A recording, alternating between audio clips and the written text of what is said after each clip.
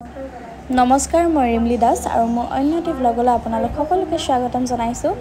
এয়া হ'ল 30 মাৰ্চৰ কিছু দৃশ্য, অৰ্থাৎ 30 মাৰ্চৰ পৰা 3 এপ্ৰিললৈ 2025 চনৰ আমাৰ নৃত্য সাধনাৰ উদ্যোগত নৃত্য সাধনা হ'ল আমাৰ এখন ব্যক্তিগত নাচৰ অনুষ্ঠান, য'ত মই আৰু মোৰ বা অৰ্থাৎ অন্তৰীপা দাসে নৃত্যৰ শিক্ষা প্ৰদান কৰোঁ। ছাত্ৰ ছাত্ৰীসকলক সত্ৰীয়া নৃত্য আৰু আধুনিক নৃত্যৰ শিক্ষা দিয়া হয়। ইয়াত ৱেষ্টাৰ্ণ শিকোৱা নহয়, কিন্তু আমাৰ অসমীয়া আধুনিকৰ লগতে ছেমি ক্লাছিকেল বলিউড ষ্টাইল তেনেকুৱা ধৰণৰ নাচবোৰ শিকোৱা হয়, লগতে সত্ৰীয়া নৃত্য শিকোৱা হয়।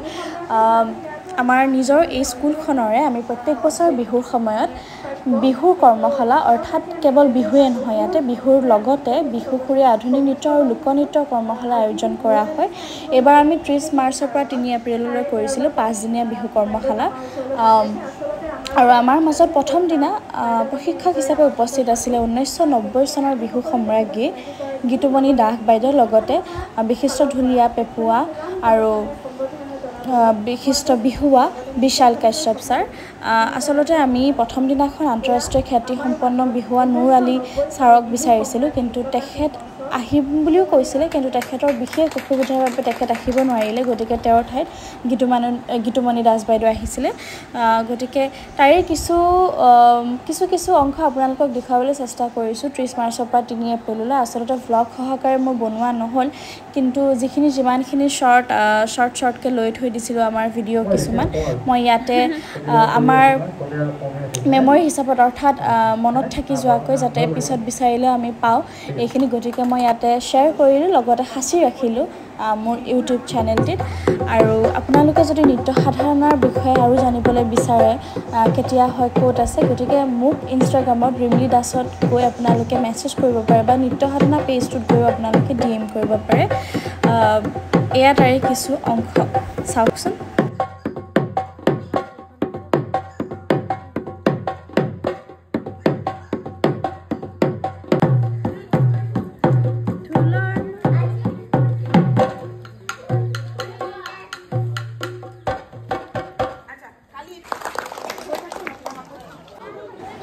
এয়া হ'ল দ্বিতীয় দিনাৰ কৰ্মশালা। আচলতে আমি ডাঙৰখিনিৰ লগত আলোচনা কৰি ভাবিছিলোঁ যে আমি কোনদিনা কি পিন্ধিম। সেইকাৰণে সেইদিনাখন প্ৰায় ডাঙৰখিনি সেউজীয়া পিন্ধিছিলে, আগদিনাখন বগা ৰঙা, আৰু দ্বিতীয় দিনাখন আহিছিলে আমাৰ সকলোৰে মৰমৰ জনপ্ৰিয় নৃত্য পৰিচালক তথা অভিনেতা উদয় শংকৰ ছাৰ।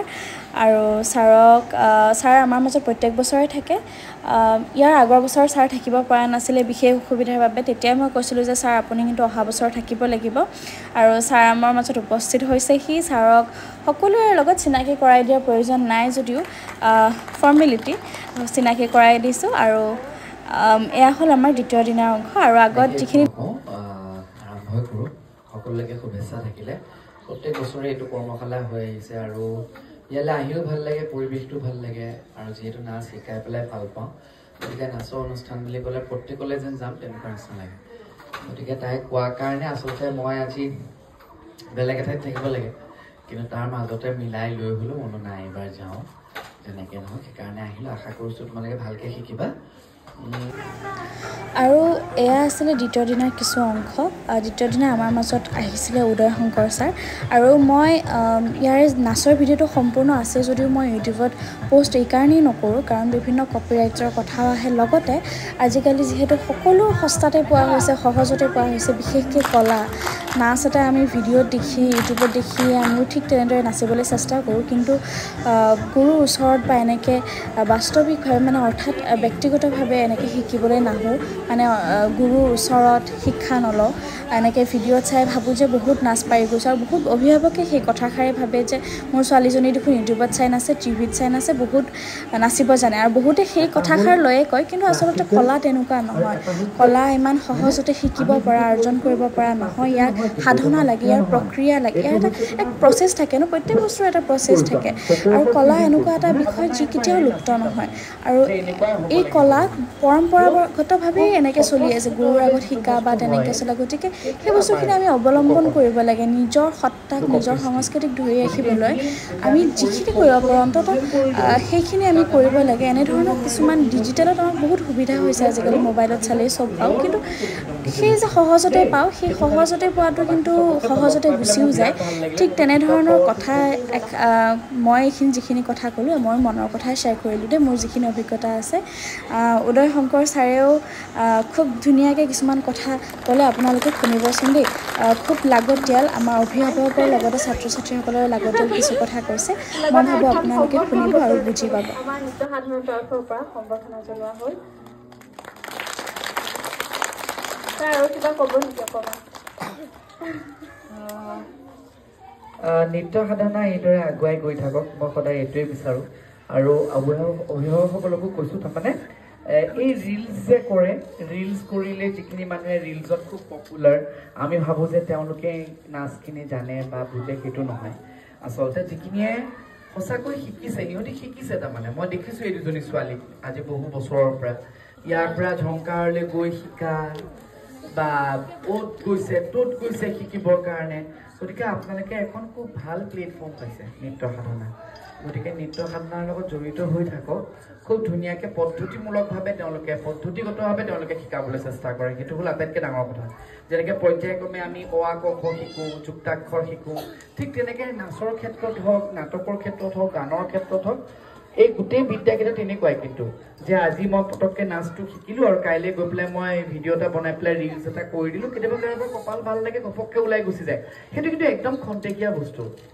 আজি তেওঁলোক দুগৰাকীয়ে যিখিনি আয়ত্ব কৰি থৈছে সেইখিনি কিন্তু চিৰযুগমীয়া একদম এটা সময়লৈকে সেইখিনি তেওঁলোকৰ হাতত থাকি যাব তাৰমানে সদায় গতিকে সেই বস্তু যদি পৰ্যায়ক্ৰমে পদ্ধতিগতভাৱে শিকে তেনেহ'লে প্ৰত্যেকৰ কাৰণে ভাল হ'ব মই মোৰ স্কুলতো তেনেকৈ ৰাখিবৰ কাৰণে চেষ্টা কৰিছোঁ যাতে পৰ্যায়ক্ৰমে আমি শিকাব পাৰোঁ আৰু সদায় আমাৰ নিজৰ যিখিনি সংস্কৃতি বাহিৰৰখিনিতো লাগিবই যুগৰ লগত চলিবলৈ হ'লে বাহিৰৰ গোটেইখিনি বস্তুৱে আমাক লাগিব কিন্তু আমাৰ নিজৰ যিখিনি বস্তু আমাৰ বস্তু কি চাবলৈ গ'লে আমাৰ লোককলাখিনি নিজৰ লোক সংস্কৃতিখিনি আমাৰ নিজৰ লোকনাচ লোকনাম গীত মাতখিনি নিজৰ সত্ৰীয়া আমাৰ নিজৰ গতিকে এই বস্তুখিনি শিকাওক বিদেশ ভ্ৰমণৰ পৰা আৰম্ভ কৰি জলপানী পোৱালৈকে কিন্তু এইখিনিয়েহে দিব দেই পপুলাৰিটি দিব মডাৰ্ণ ডান্সে মইতো নিজে মডাৰ্ণ ডান্স শিকা কিন্তু কথাটো হৈছে কি মোৰ বেছটো কি মোৰ বেছটো হৈছে কিন্তু বিহু ফোক আৰু মই গৌৰৱ অসমীয়া ল'ৰা হিচাপে যে মই যদি আজি ফোকটো নাজানিলোহেঁতেন আমাৰ লোককলা লোককৃষ্টি লোক সংস্কৃতি যিখিনি যদি মই নাজানিলোহেঁতেন নহয় তেনেহ'লে কিন্তু মই ক'ৰবাত হেৰাই গ'লোহেঁতেন মই সঁচাকৈ কৈছোঁ আপোনালোকক সৰুতেই মোৰ সৌভাগ্য হৈছিলে যে মই লোককলা লোককৃষ্টিখিনি শিকিব পালোঁ এতিয়াও শিকিয়ে আছোঁ বাৰু শিকা নাই কেতিয়াও সেইকাৰণে সকলোকে অনুৰোধ জনাইছোঁ আপোনালোকে এই বস্তুখিনি শিকাব আপোনালোকৰ ল'ৰা ছোৱালীক দেই বহুত বহুত ধন্যবাদ সকলোকে নাচি থাকিবা আৰু সদায় প্ৰেক্টিছটো ৰাখিবা যেনেকৈ পঢ়া শুনা কৰা তেনেকৈ প্ৰেক্টিছটো ৰাখিবা যিমান প্ৰেক্টিছ কৰিবা সিমান পাৰফেক্ট হ'ব আমি কোনো পাৰফেক্ট নহয় আমাৰো ভুল হয় মোৰো ভুল হয় গতিকে মই সদায় প্ৰেক্টিছটো কিন্তু কৰিবৰ কাৰণে চেষ্টা কৰিম যেতিয়াই সময় পাওঁ তেনেকৈ সময় পাওঁ থেংক ইউ ছ' মাছ চবেই ভালে থাকা নাচি থাকিবা সদায় থেংক ইউ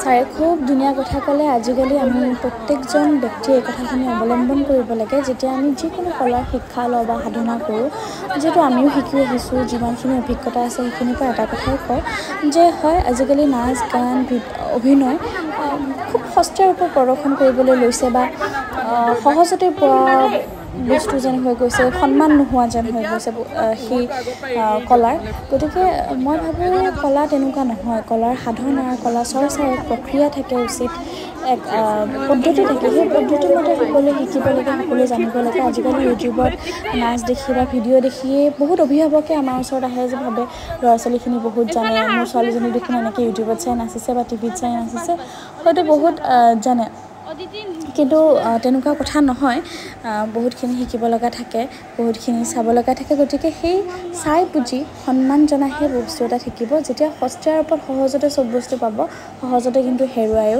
সেই কথাষাৰ মই বিশ্বাস কৰোঁ আৰু এয়া হ'ল তৃতীয় দিনা আমি দ্বিতীয় দিনা হালধীয়া পিন্ধিম বুলি ভাবিছিলোঁ আৰু এয়া আমি কি জানেনে আমি বিহুৰ বুলি এটা ভিডিঅ' বনাই লওঁ তাৰ কাৰণে ৰেডি হৈ আছিলোঁ এনেকৈ আৰু এয়া হ'ল আমাৰ তৃতীয় দিনা আমাৰ মাজত আহিছিলে বিশাল কাশ্যপ ছাৰ তেখেত আহিছিলে মই মাইক্ৰফোনটো আগবঢ়াইছোঁ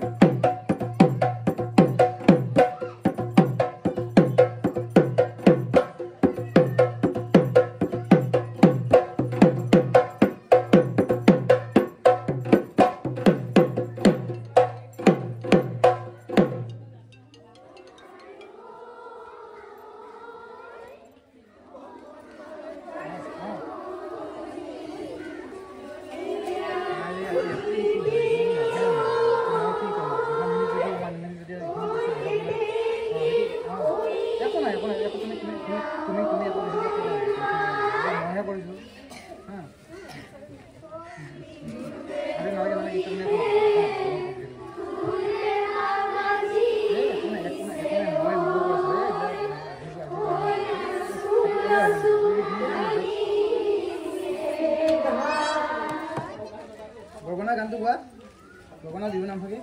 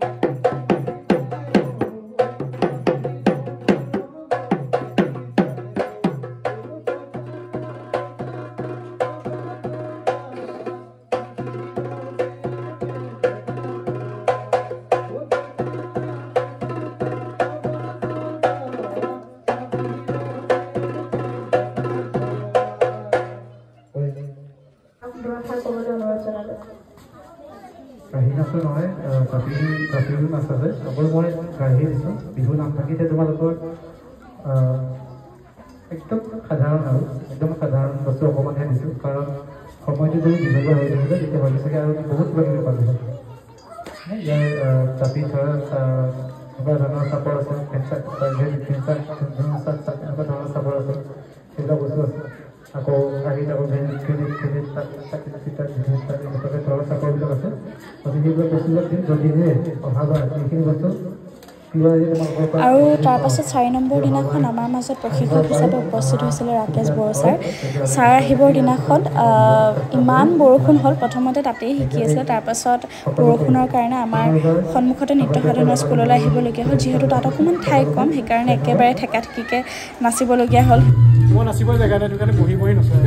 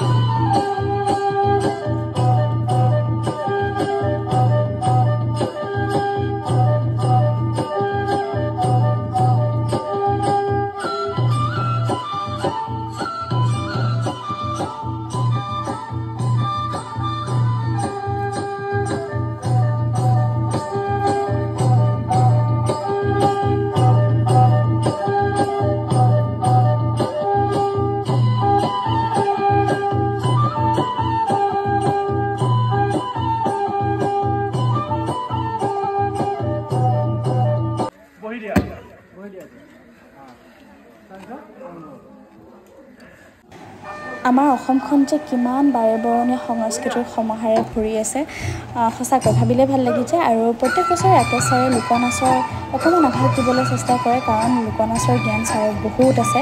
আৰু যোৱাবাৰ কাৰ্বিৰ হওক, বড়োৰ হওক, তেওঁলোকৰ বিভিন্ন সময়ত বিভিন্ন ধৰণে নচা গান হওক, নাচৰ ষ্টেপ হওক বা বিভিন্ন বস্তুবোৰ বেলেগ বেলেগ হয়। যেতিয়া মাছ মাৰিবলৈ যায় বা ক'ৰবাত যায় বা শালিকা হয় নাচা, বহুত বিভিন্ন ধৰণৰ তেওঁলোকৰ থাকে নাচ। গতিকে সেই নাচবোৰৰ ওপৰত ল'ৰা ছোৱালীবিলাকক নাচ শিকোৱাৰ লগতে তাৰে অকণমান জ্ঞানো দি যায়। সেইকাৰণে খুব ভাল লাগে ছাৰৰ শিকোৱা এই পদ্ধতি। আৰু প্ৰতিজন প্ৰশিক্ষককে মই এই ভিডিঅ'টোৰ দ্বাৰা বহুত পুনৰবাৰ ধন্যবাদ যাচিছোঁ।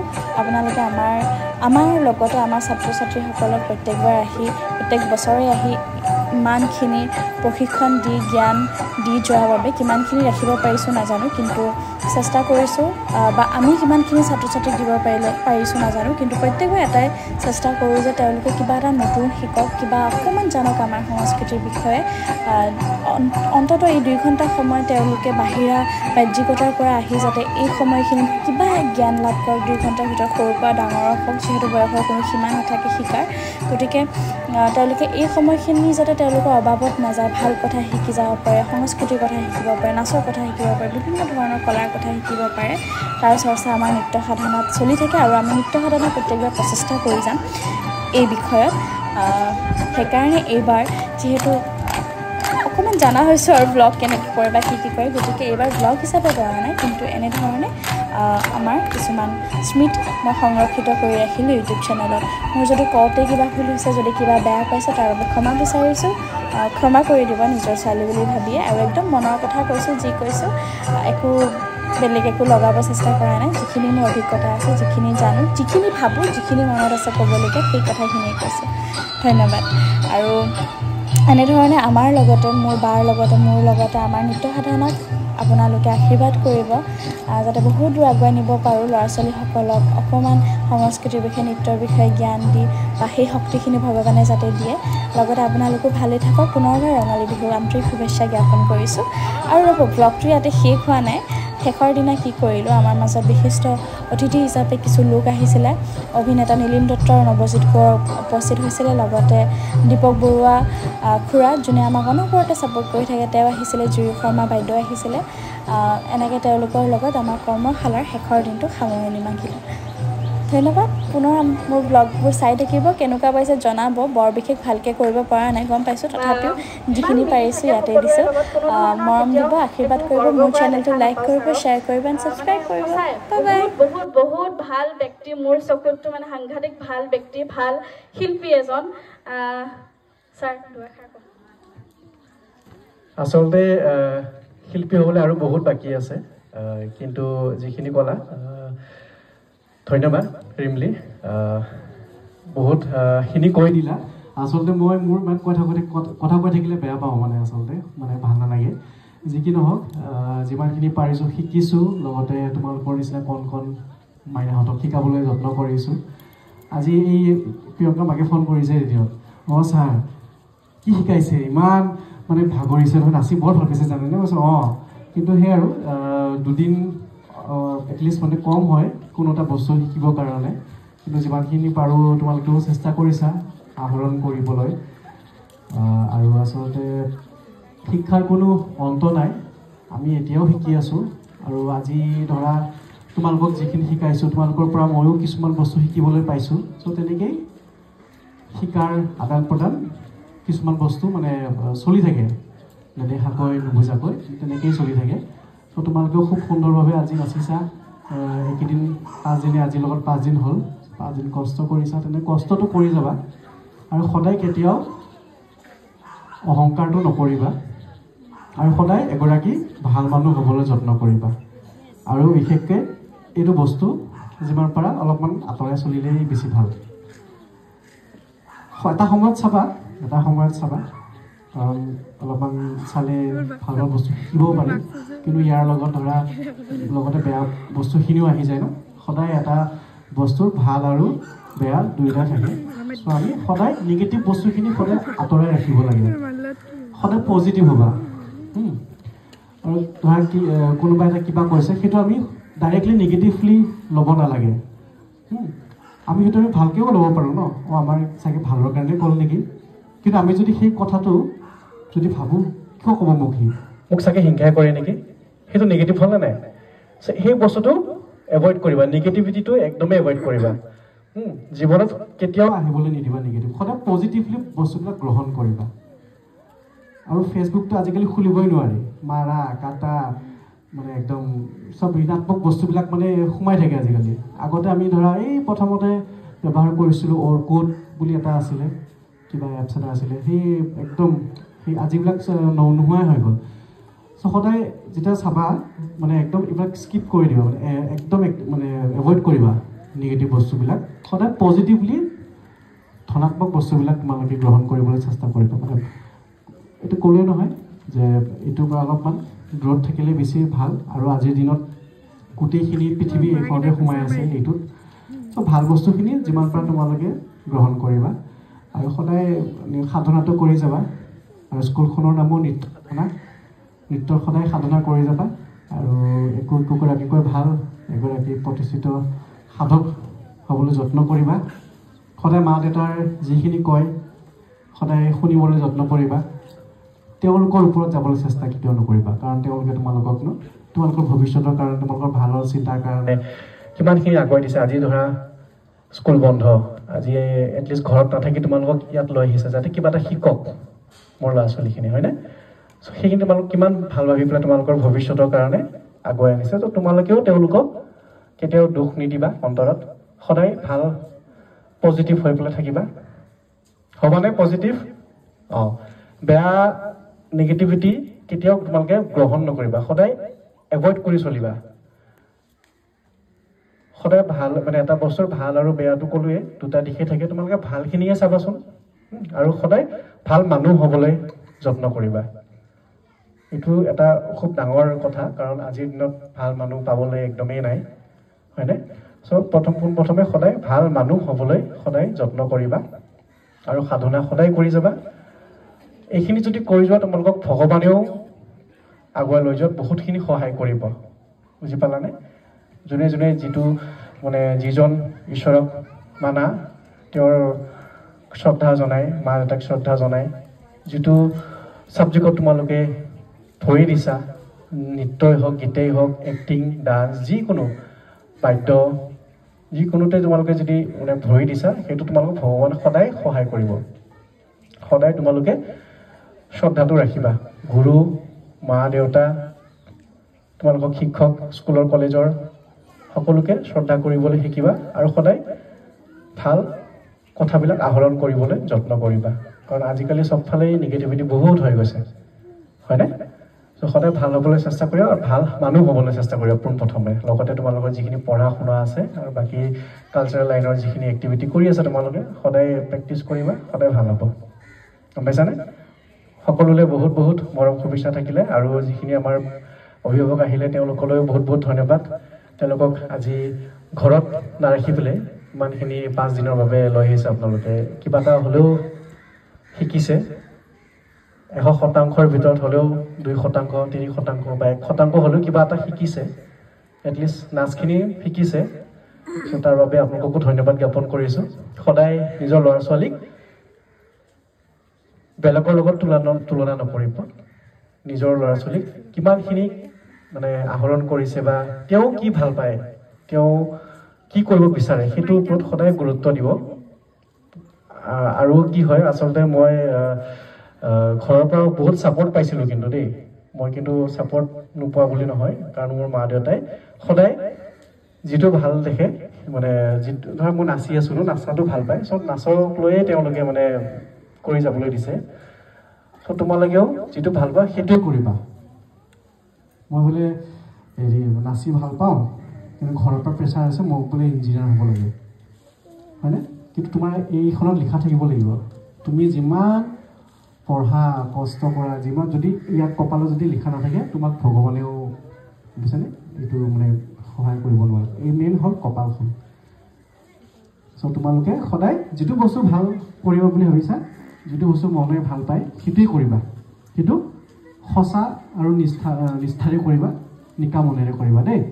সকলোৱে বহুত বহুত মৰম আৰু শুভেচ্ছা জ্ঞাপন কৰিছোঁ। ধন্যবাদ। এইখিনিয়ে কৈ মই বক্তৃতা সামৰিছোঁ। আৰু আচলতে মোৰ মাজতে খুব গা বেয়া হ'ল। যোৱা ফেব্ৰুৱাৰী 25 নে 22ৰ পৰা গোটেই মাৰ্চৰ 15 তাৰিখলৈকে ঘৰতে সোমাই থাকিলোঁ। গা বেয়া হ'ল, কিবা বসন্ত চসন্ত ওলালে তেনেকৈ। চ' গোটেই মানে আধা ফেব্ৰুৱাৰী মাহ আৰু আধা মাৰ্চ মাহ ঘৰতে সোমাই থাকিলোঁ। স্কুলো বন্ধ দিব লগা হ'ল, কাৰণ মই নাথাকিলে স্কুলখন নচলে আৰু বেলেগক এৰি দিবলৈ নোৱাৰোঁ। চ' সেই স্কুলো বন্ধ ৰাখি পেলাই এতিয়া মাৰ্চৰ সেই 21 মানৰ পৰাহে আৰম্ভ কৰিছোঁ আমাৰ কৰ্মশালাবিলাক। এতিয়া কণ্টিনিউছ চলি আছে। আৰু অহাকালি আকৌ বঙাইগাঁৱত আছে 8 তাৰিখলৈকে কৰ্মশালা। চ' অহাকালি মই আকৌ বঙাইগাঁও যাব লাগিব। 9 তাৰিখে আৰু গুৱাহাটীত আহি পেলাই আৰু এনেকৈ উশাহটো নহ'লে তাৰপিছত বাকী আৰু বহাগৰ কি আয়োজন কৰোঁ নকৰোঁ সেইটো চাম আৰু পিছত আৰু। চ' সকলোৱে কষ্ট কৰিবা কিন্তু দেই, কষ্টটো সদায় লাগিব আৰু ধৈৰ্যটো সদায় ৰাখিবা। এইকেইটা বস্তু সদায় বাঘকটো কোনো খানা ৰেডি কৰি নিদিয়ে জংঘলত, হয় নাই? নিজে বিচাৰি যায়। গতিকেও নিজে ৰেছপনচিবল হ'ব লাগিব, টাস্ক অৰিয়েণ্টেড হ'ব লাগিব, ইণ্ডিপেণ্ডেণ্ট।